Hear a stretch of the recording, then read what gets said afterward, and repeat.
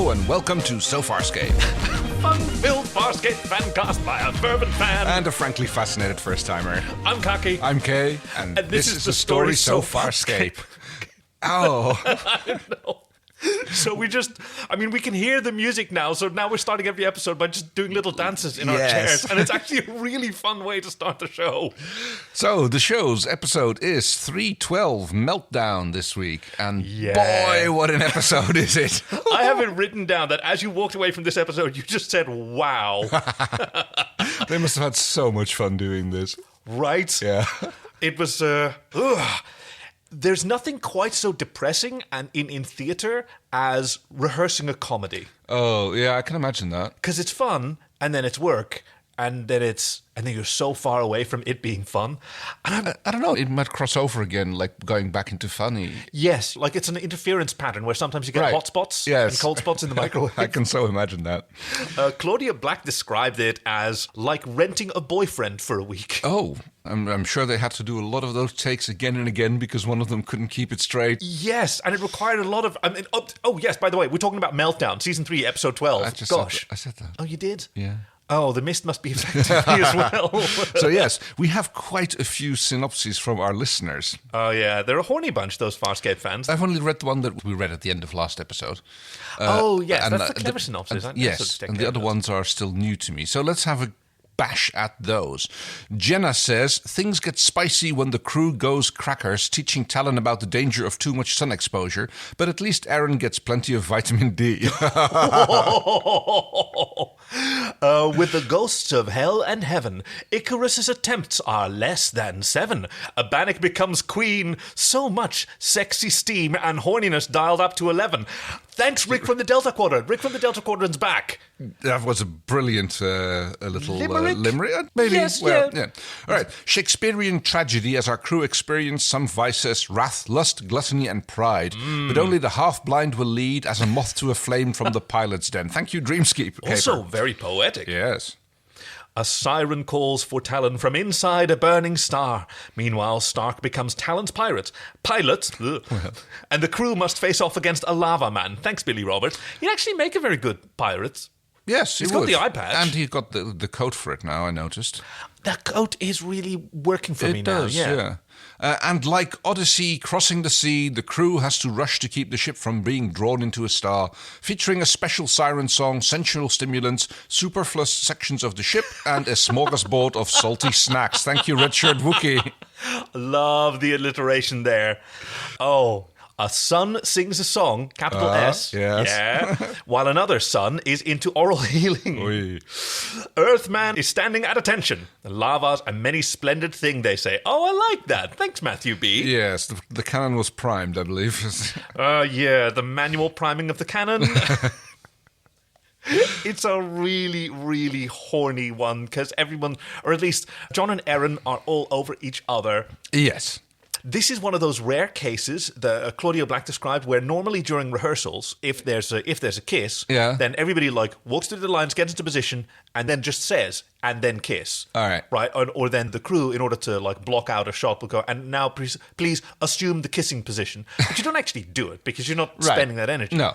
But for something like this, where it was really kind of important to sort of get the energy, they did kiss during rehearsals. Okay. To the point where, previously, when there was actual kissing on set, everyone on crew would find an excuse to be on set. Right. Yeah.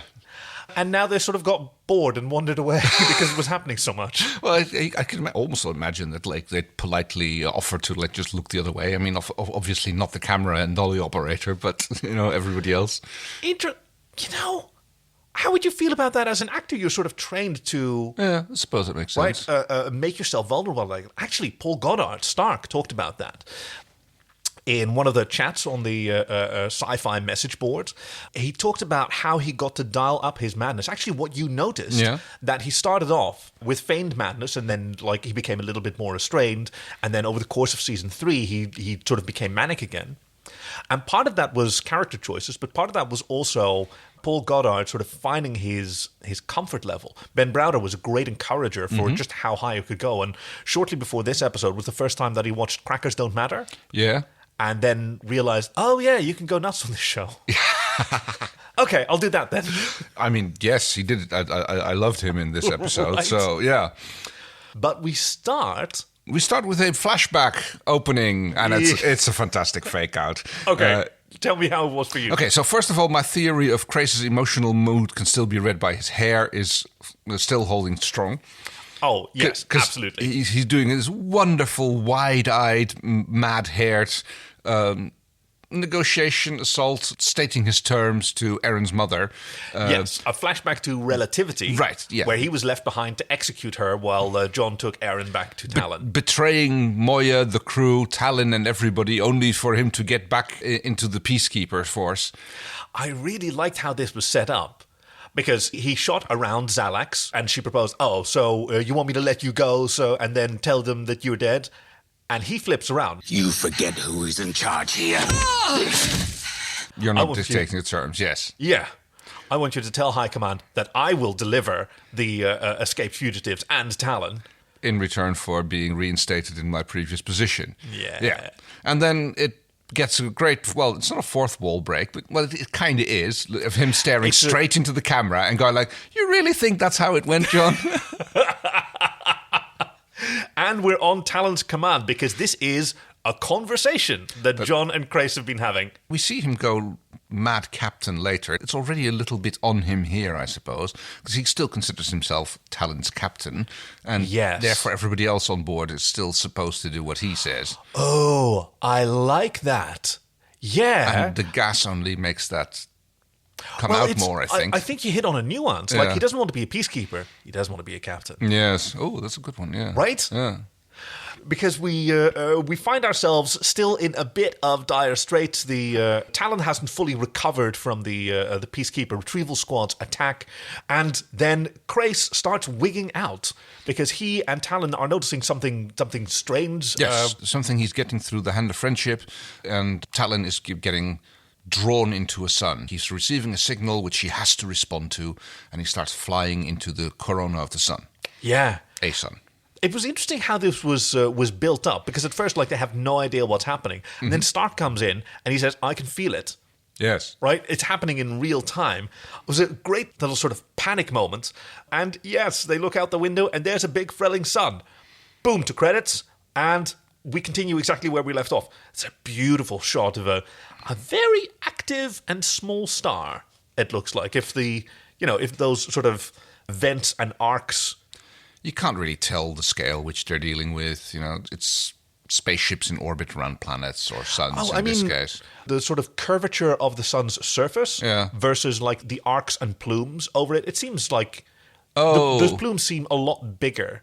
I see what you mean. To the sun. Do you know what I mean? Rather than versus how they look on Earth. They can get pretty big, but yeah. Everybody's lit by the orange sun. It's actually great. The sort of intense light blasting through the view screen. Very much like the beginning of Farscape, when everything in space was also lit in orange. You know, those earlier episodes. Oh, yes. It's an ochre one. Yeah. But yes, there's some problems. Talyn manages to stop himself from diving straight on in and manages to hold position still in the corona of the sun. Man, Talyn is a beautiful ship. Yes. The crew splits up to go and investigate what's working, what's not. Yes, there's a damage assessment, so we see one of Talyn's little scuttlebots riding through, interesting floor mist. Yes. That John and Aeryn seem to don't seem to notice as they approach. Oh, Aeryn names it. She actually knows, the electrical systems. It was some sort of, I think was it a weapon control node or something? Because John shoots it out, doesn't he? Oh, yes, guidance control node. Yeah. That's the one. Oh. John actually shoots it out. And apparently we are still, this is filmed in early the noughties, but apparently we're still not over the trope of having let light snakes running out of compartments to signify electronic components in spaceships. Hey, this is sort of a choice that Farscape has made. Yeah. When there's supposed to be something complicated, you just put a little blinky light on it, and that's it.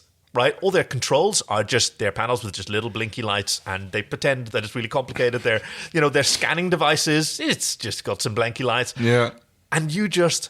you can accept it or you don't. Okay, so I'll get this off my chest now. Then I'll complain about this now, and I won't mention it again during the rest of the episode. Fair, but everything on the inside of Talyn in this episode really felt like the draconian ship of Buck Rogers in the 25th century. You know, it's all in red. It's all draped with shiny, stretchy fabrics, especially the pilot den as well. That was just like, it could have been the boudoir of the princess, you know, just done up. Very good. I kind of like that, actually. I mean, do you consider that, like, is that a compliment? Because it can be. Well, it was more like a interesting choice to go back, like for something that was at that point 30 years old. It kind of felt to me that they went back to the late 70s sci-fi era for the interior of Talyn here. That's interesting because, like, budgetarily, this must have been a very difficult season to shoot. Like, you have two major sets of sets. Yeah. Do you know what I mean? Okay. Talyn and Moya, and you have to have them standing, but you're only ever going to use one for a given episode while they're switching back and forth. Although, in this case, the vestigial pilot den that we see, that was just a redress of Moya's pilot's den. Oh, actually. Oh. Yes, you can see the sort of, I don't know. It seemed a lot smaller, but I guess I they got just that moved feeling the as well. set pieces in closer to each other. But that's what you get when you light it, because it is actually a very small set. Okay. A pilot's den. It's also, like, famously unair conditioned. Oh, dear. Yeah. That doesn't sound like fun. I believe the original location of the pilot's den, when they were still shooting at Fox Studios, was also where Keanu Reeves did his kung fu rehearsals for. Yeah, cool, right? I mean, I remember Gigi Edgley talking about sneaking out of the set to have a sneaky ciggy with Keanu Reeves at one point. Which the makeup ladies certainly didn't appreciate because they had to retouch up those lips. Yeah. Speaking of lips... Yes, it quickly starts going amorous. John hurts his finger a little bit and Aeryn puts a little kiss on it. And they are quickly starting... Yeah, they are all over each other. I mean... Even at the beginning, I already noticed this. Like, it's one of my first notes. Even at first, before the gas starts coming out on the bridge, they're like almost on top of each other. They're like they're very close contact, but not quite as much as it turns later on in the episode. But that's what I'm saying. Everything that the gas seems to do seems to be enhancing things that people are already seeing and doing. Yeah, I think that's absolutely fair. With maybe the exception of Stark. I would say even Stark goes like into overdrive for his Banik ability. Right, but he also gets like an interesting plot line that may be driving those emotions.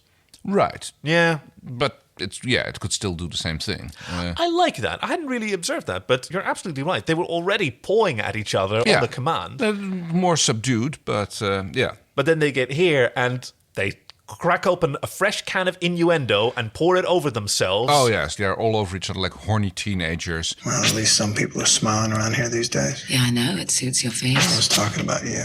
Me, I'm not smiling. Yes, you are. Distracting each other, she stands up to expose her midriff. Stop distracting me. I'm distracting you. Yes, you are always distracting me. Well, then you are easily distracted. No, I'm not. Yes, you are. I'm not. Oh, really?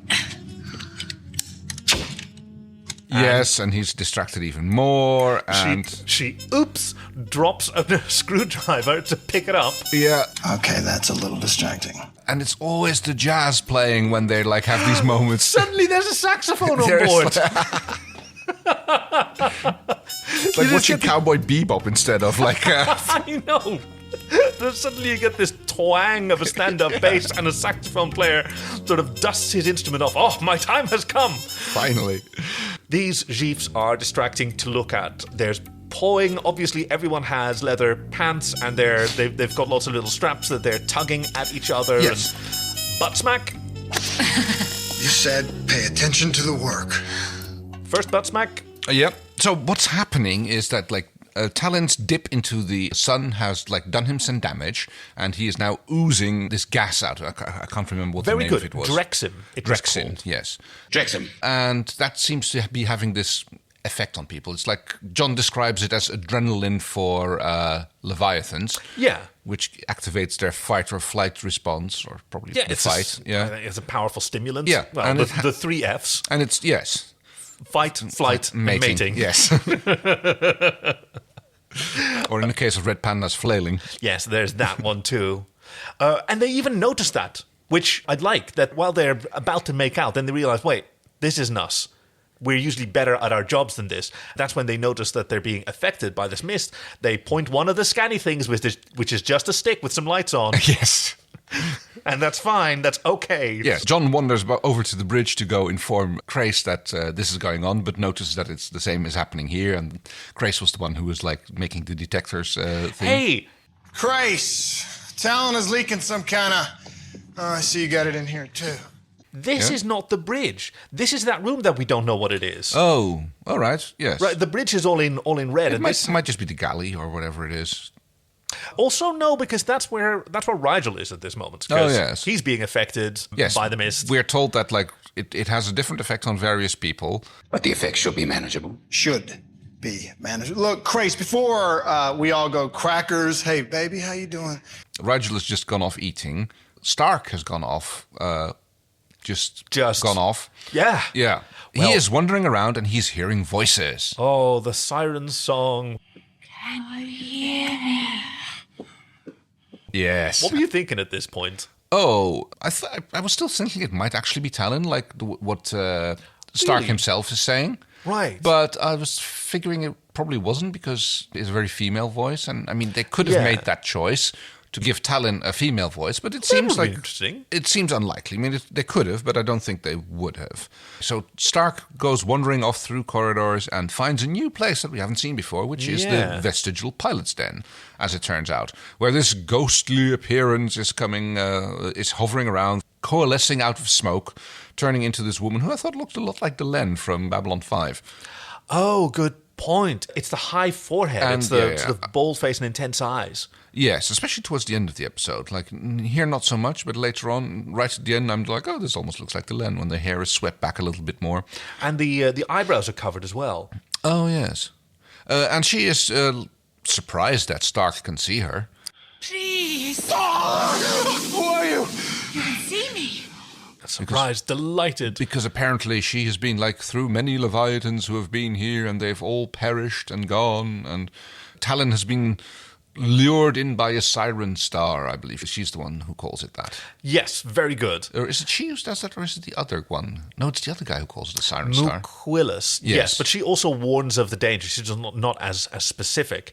Hey, how much were you able to keep up with the sort of plot of the episode? Like, did you find yourself confused at any point? Because I remember No. that.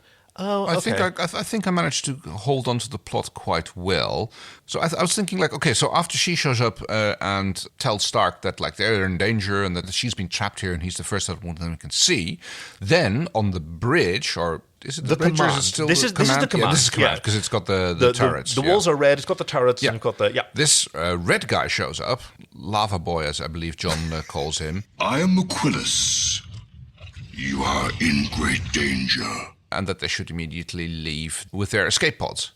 So this is Muquilus, and this makeup is one that Dave Elsey was very pleased with, Yes. and once again very disappointed in the execution because you can very rarely see it. This application actually has lots of little lights in it, continuing with a theme, but they're set in acrylic, and so he wanted to go for, do you know those electric space heaters that look like a coal fire? Yeah. That have like lights in them? Oh, and that shimmering effect. Yes, the sort of pulsating and like shining through. And he talked about in the Creatures of Farscape book, thank you to our Patreon patrons, that he was always fascinated by those as a child, and so was I. My granny had one of those. Oh, yeah. yes.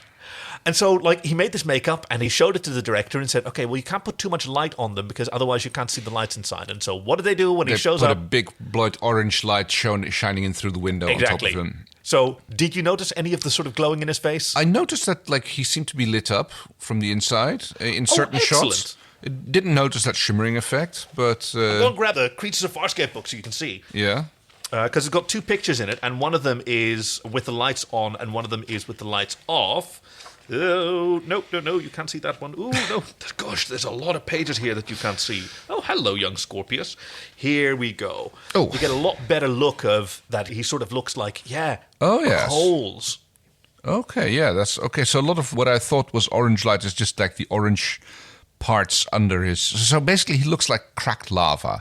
Yes, so he looks that's like lava, which is still breaking open, and you can still see the red glow from the actual molten rock underneath. But a lot of what I saw in the episode was then just like orange light from the sun reflecting yeah. off those bits, making them stand out even more. So I think I still got a little bit of the effect, but yeah, not the glowing coaly things that he seems to have on his eyebrows. And yes, oh sorry, no, sorry, no swiping. This is handing your iPhone to your mother rules. No swiping. So yes, so here I am thinking we get a little back and forth between the two scenes on the bridge and in the pilot's den, and here I'm thinking like, okay, this is going to be like the classic fake out where you have the damsel in distress and the evil alien, and it's going to be the other way around. She is actually the siren trying to lure them in, and because he looks demonic. Exactly. That's like, I thought it was going to be a fake out like that, but no, they play it straight. Yeah, right. Now, when it's described as a siren, do you think that Sierjna or Was the siren? Talyn? Yes. Yes? Okay. Yes. Okay, so it wasn't just me, because I got that as well. Yeah. Like, she looks like a siren, like you imagine. She's attractive and ethereal. Both of them just sort of teleport onto the ship, but through different means. Like when Stark asks Sierjna, how did you get here? She said, I can nicht. and then she just moves on. Yeah. Literally, I can nicht. And Muquilus says that his species can exist partially as energy, so he transmuted. I transmuted. Out of energy, yeah. He it's like this hellish effect, almost like he's appearing out of hellfire, usually where there's a door for some reason, but He's also trailing smoke out of the back of his head and his collar. I noticed that especially in the later shots, yes. Which is hard to see because there's already a lot of, like, there's Drexim vapor, there's the sort of coolant vents. The smoke machines were doing overtime in this episode. But yes, Muquilus warns them that they're in danger, that their ship is being lured by a siren star and they must escape. He asks a lot of questions which the crew dodge. Like, Yes. is this a Leviathan? Yeah, who's asking? Yes. To the point where Krace orders him to leave, and when he doesn't, opens fire. Yep. He actually starts shooting at him, gets Talyn to start shooting at him as well. And this is where the first time we see Krace doing his, like, I'm the captain here. Yes, exactly. I am your captain. Which John and Aeryn don't really seem to notice because They only have eyes for each other. they're in the background. Like, she sort of covered him with her body as a sort of protection, and then he started fondling her again, and they're just... And then they got distracted. They're just like teenage dry humping. I believe I described it as like they're both on ecstasy in this episode when we were talking. Not an experience that I've had firsthand, but I have been in the company of people who were really enjoying their experience, and boy, howdy did they really enjoy that experience. I mean, that's how they're acting towards each other. It's like they're actually saying "I love you" to each other very openly, and Yeah. that's the lovey-dovey feeling. That ecstasy, it makes it much easier and more comfortable to say those things and damned with the consequences. Did you notice when they say that to each other? Well, they were at the console working on stuff. It was a bit later on, but it was specifically in response to their competence. Oh yes, Right, Aeryn and John both made the decision, like, we have to fix this. This is who we are. Mm-hmm. And that's when he says to her that he loves her, because that's actually kind of an awesome moment to choose. In the middle of all this horniness, your ability to resist it, the Bad mist. bad mist, the Naughty mist. naughty mist. So yes, Rigel in the meantime is having less fun. Oh, yeah. Because he is like stuffing himself. He is eating, he is overeating, and he is not having a good time, despite usually when he's eating. Stark wanders on in, and it's quite a fun scene because Yes. Stark is talking to Sierjna, and good. I just wrote it down phonetically. Yep. I'm curious how you wrote that down. Siersna. The second S is a J, Sierjna, but okay. remarkable. And yes, he's proving to her that Stark is the only one who can see and talk her and feel her. Yeah. And Rigel just thinks that Stark's gone off the deep end even more than normal. Yeah. Because he's, like, as he Which later doesn't take much. he later describes it as having a conversation with a wall. Yep, which nobody else, nobody else ever figures out this side plot. Oh, I guess not, no. Right, this is just a Stark original that nobody else gets to enjoy. Yeah, that's right. Well, yeah, Rigel gets told about it, but none of the others even see or hear about her. Rigel doesn't care. Yeah. They never arrive No, with of course, Rigel doesn't. because she's dead, Yes. is what he wants to convey to her. Like, he was part of a crew that was trapped by Muquilus, and he's kept her here as a prisoner. And now that someone can see her, he can help her rematerialize and And Stark's like, I can only help you move on to the next world. Yeah. She's like, sorry, you're already dead. which distresses her for a little bit. Gosh, yeah. But Muquillis shows up. Yeah, Stark is very fiercely protective towards Shersna for this. He actually literally interposes himself between Stark and Muquillis. And this is the point where the costume department told Dave Elsey, hey, his face is really interesting, but the rest of his costumes doesn't really match. Mm-hmm. And so overnight, they sculpted prosthetics for his hands. Yeah. And then after this, anytime we see Muquillis, he becomes super Shakespearean, and because his hands have these glowing nails in them that he loved, and so suddenly became super gesticulator. Right. This ship is doomed. Like all the others, it will be drawn into the sun, and all on board will perish. Oh, John and Aeryn, they still got their hands all over each other. They're trying to make the repairs work. Oh, yes, no, I like this one where they're focusing on the repairs that they have to make. And okay, we're going to do this before we do anything else. We've got to fix it. Oh. Are you close? Yeah. I'm really close. Close? Nearly there. God, I love you. I love you too. Tell me when you're done. I'm nearly done. Tell me when you're finishing. No, Yeah? Yes? almost. Yeah. Last one, finished.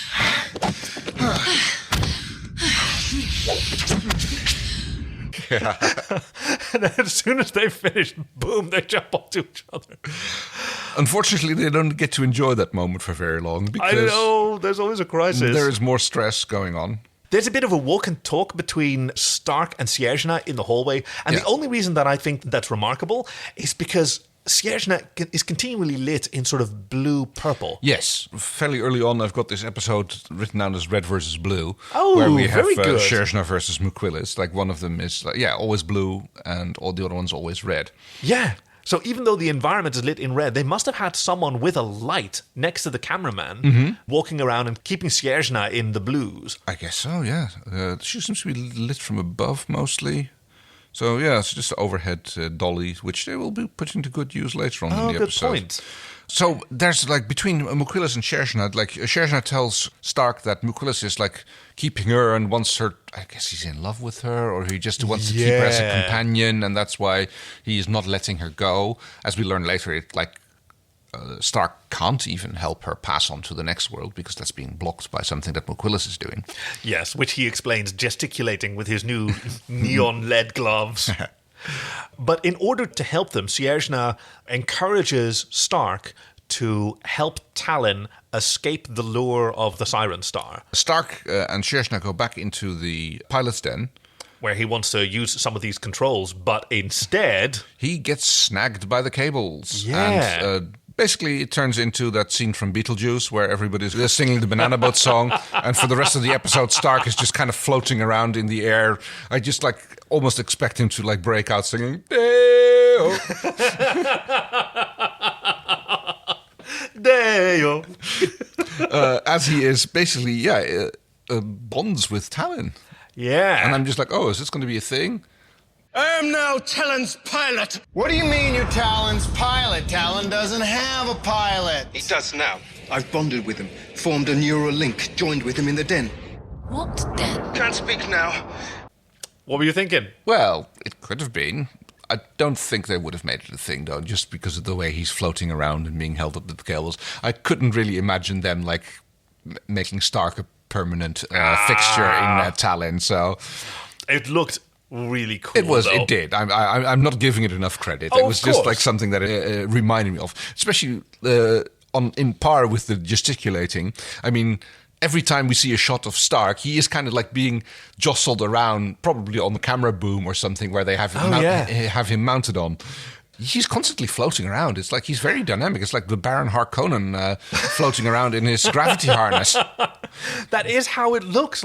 He doesn't look like he's standing on anything. No, he's not. No. You see these cables hanging off of his legs that Talyn has used to bond with him. And now he is Talyn. Crais loses his connection. The hand of friendship goes Dead. slack. Yes, as do all the other controls. And no one can do anything. He's now in charge. And with Stark's help, Talyn is able to resist the siren song and fly away. But as he does Yeah. so, we lose Sierżna. Sierżna. Yeah. Who disappears, much to Stark's dismay, who then immediately decides to turn the ship around and fly back into the sun. Everybody gets to enjoy their various stresses. Crace becomes even more obsessed with people following his orders. Yes. Stark is a mutineer. Jon and Aeryn, they struggle to...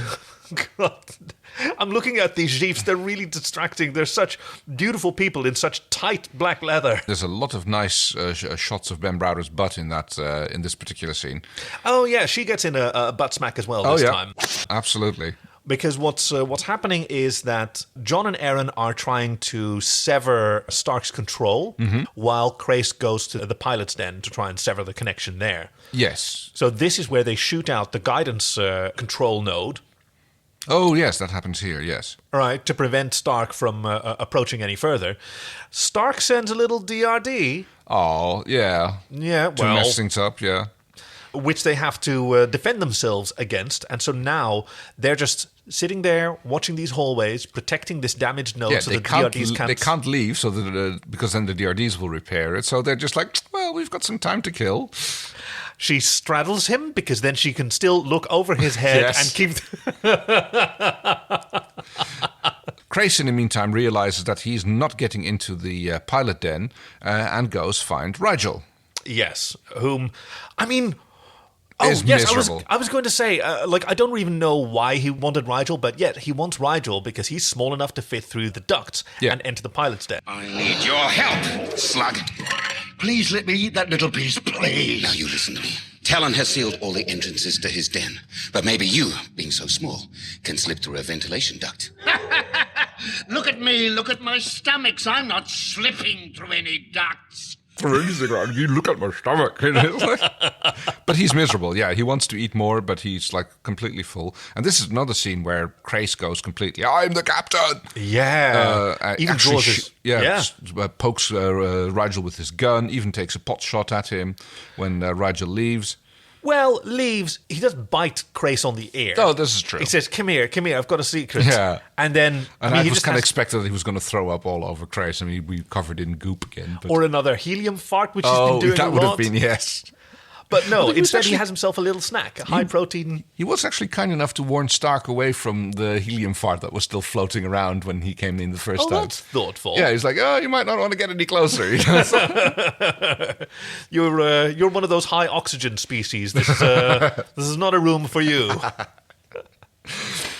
Hey, this whole thing with Sierżna and Muquilus and Stark, it's really gothic, but it's sort of... Visually, it's like pearlescent gothic. It's like a rock opera. Literally, in the case of Muquilus. Okay, yeah, I see where you're coming from, yeah. It's so dramatic. Like, Sierżna is super, like, extra. She's very, very dramatic in this whole scene. And so Stark's madness is couched in this beautiful, like, escalated drama. Yes, he can't move. He has like very limited control over Talyn at this point, and he's watching the exchange between Muquilus and Sierżna. He wants to stay, and then he offers them to go. Oh, no, that comes later. Sorry. No, but I know what you mean. It's tough to keep the sort of order in play because all of these scenes are... You know how you have dance fights? Yeah. This is gesture fighting between Stark and like who can do... Yes, but I'm flying and flailing my arms. Yes, but I have my claws. Fingertips glow and I can get them right up to the camera. Yeah. Yes, there's a lot of that going on. Poor Crace, poor everyone at this point. Oh, yes, this is where Jon and Aeryn managed to resist their urges because, Stark... He's sort of given up. Now that Muquilus has Sierżna again, he falls into a deep funk that he's failed everyone, that he's failed them again. He doesn't believe that anyone can help Talyn. We're all going to die. And for a brief moment, Jon and Aeryn decide, well, we might as well go out with a bang. Yes. And then they go, wait, that's not who we are. No, we don't give up. We don't give up. We keep on fighting, yeah. And I think never give up, never surrender. And I think that's when he says, I love you. And she says it back. Because that's how they've made it this far. Yep, and they keep on fighting. All we can do now is wait. I'm not letting you go. I'm never letting you go. Wait a microt. What? This is wrong. God, the mist. The damn mist is messing with our heads. That's why we're giving up. I'm not giving up. I never give up. Okay, I'm gonna go to the bridge. I'm gonna tear it apart. I'm gonna find something. Okay, the same with Grace and Stark. You tear them apart, baby. All right, listen. I don't want to lose you either. Can we definitely get back to that later? Oh, God, I love you. I love you too.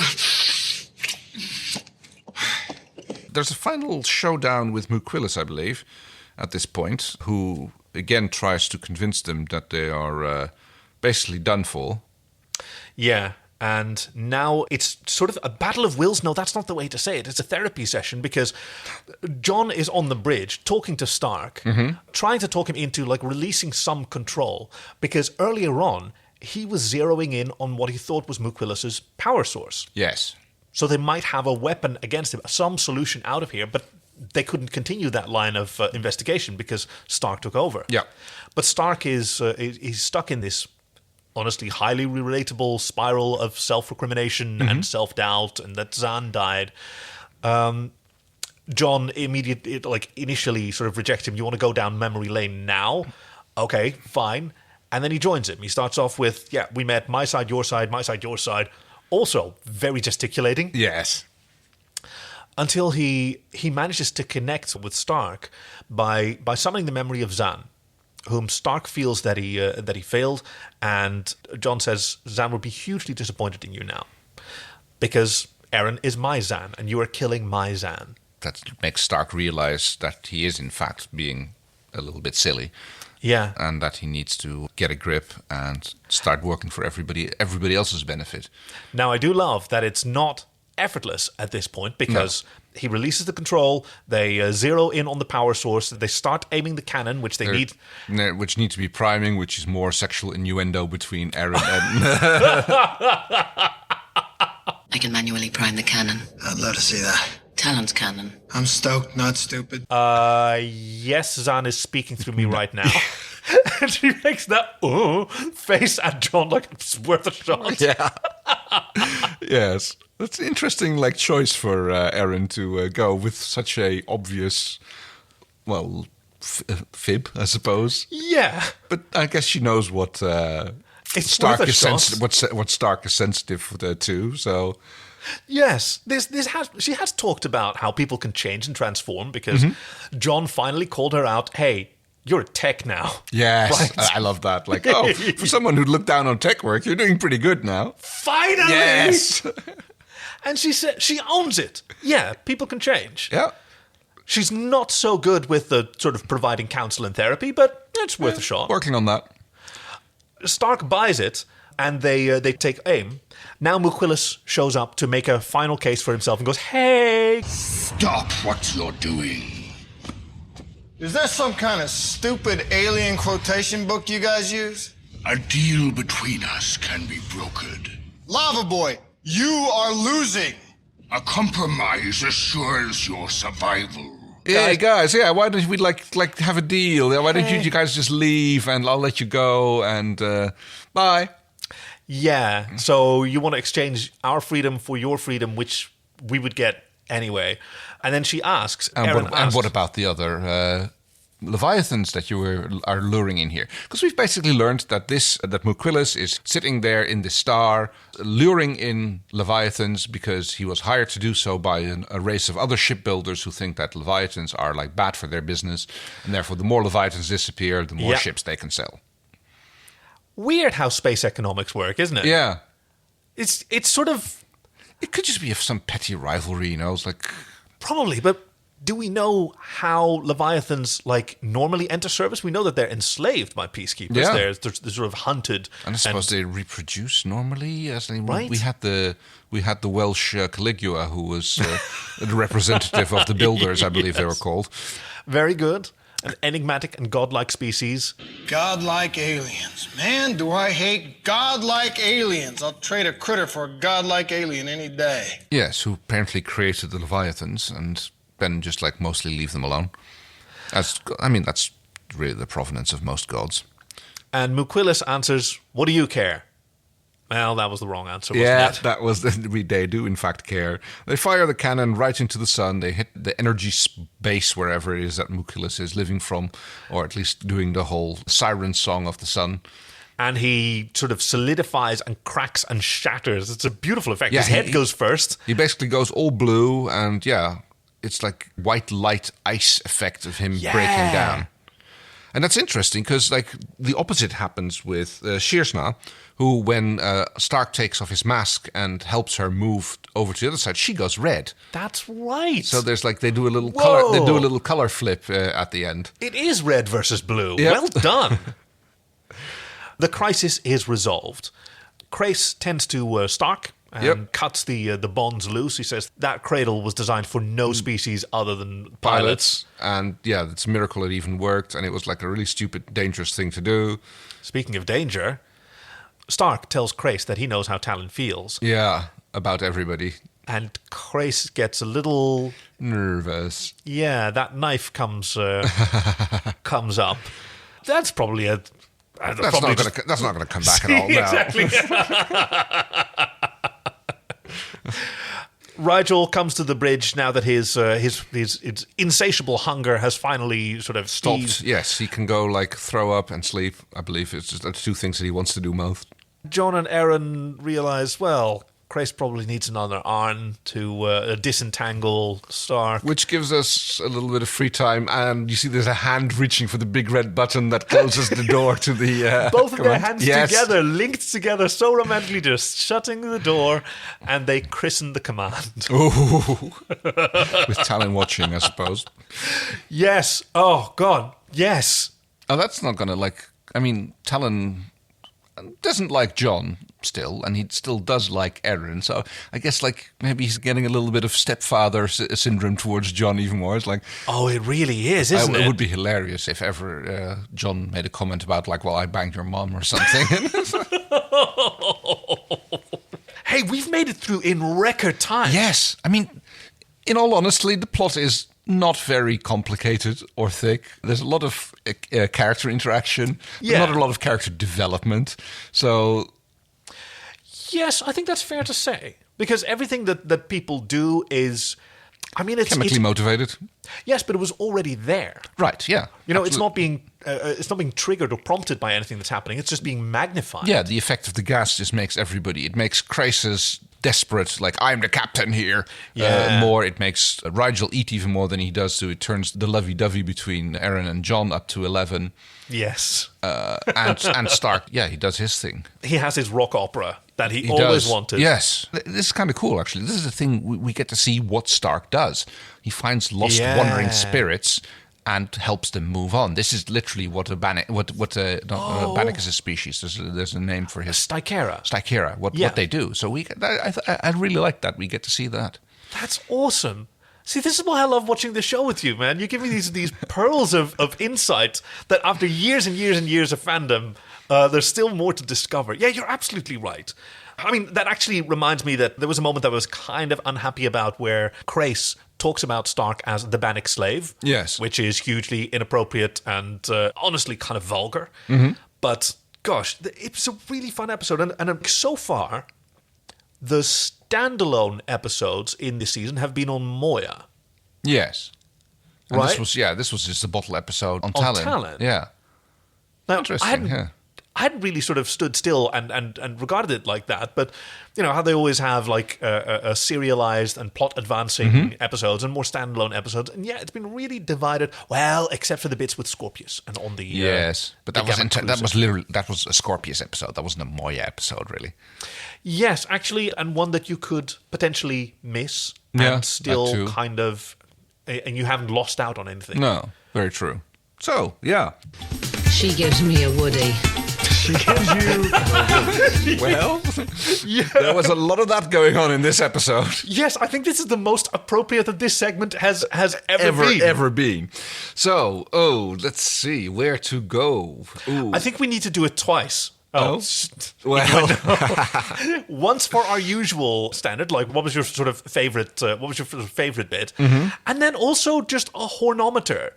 Oh, okay, yeah. How about that? So, let's see. I mean, I really dug I think that goes on the hornometer. That like the interaction between John and Aeryn, that was just like so well done. It's like them playing around like rutty teenagers, just like making their way around the ship and constantly sneaking off and trying to get their grind on. I'll just say, they were constantly dry humping, and I really like that. And also, like from the filmmaking point of view, like they are actors, and Ben Browder is married and has children at this point, and I think Claudia Black was single at the time. And I don't know if she was even interested, but like they were very good friends. They seemed to be very good friends, as the meme said. They knew each other's boundaries. They knew what they could do together. Yes, that takes a lot of trust to be comfortable with that, and to yes, I suppose so. Right? Huh. That's I mean, at pretty this point, they've impressive. known each other for 3 years, I guess. Yeah. But I think So your standard Woody goes to... No, so my standard Woody, Yes. I think, goes to, as I just said, to Stark's story arc. The fact that we get to see a little bit of what he does and how he goes about his business when he's, like, rescuing souls and bringing them on. I thought that was, like you said, it's an arc that none of the others know anything about. Yeah. They didn't even know that she was there. Or did they get to see? No, they don't even get to see her in the end, do they? No, nobody sees Sierra. No, nobody even knows that that's what he's doing. He doesn't tell anyone. Well, No. I mean, Stark does tell them, but... Well, I mean, he doesn't even tell Rigel. When he's in the room with Rigel and her... He's mostly talking to her. Yeah. Yes. No, absolutely. So yeah, I thought like that was that. I thought that was like a great arc. Yeah, Willie's always tricky. Willie's it's. I'm sorry, I'll have to say like the Buck Rogers look of the boudoir of the pilot boudoir done in the draconian flagship style. That's fair. And that's like not even a will. It's just like a choice of style, I suppose, which I not necessarily agree with. My Woody's actually going to go to the opening fake-out flashback. Oh, yes, that was fantastic. Which I remember just, wow. I was literally sitting there going, oh, really? Are you going to do this? Is this the way it's going to go? And then he barrels the camera? Yes. That's how you do it. Yeah, that was really good. And my wheelie is probably going to go to a few of the sort of insensitive remarks by Crace, which are, in character. So it doesn't fully count as a willy. No.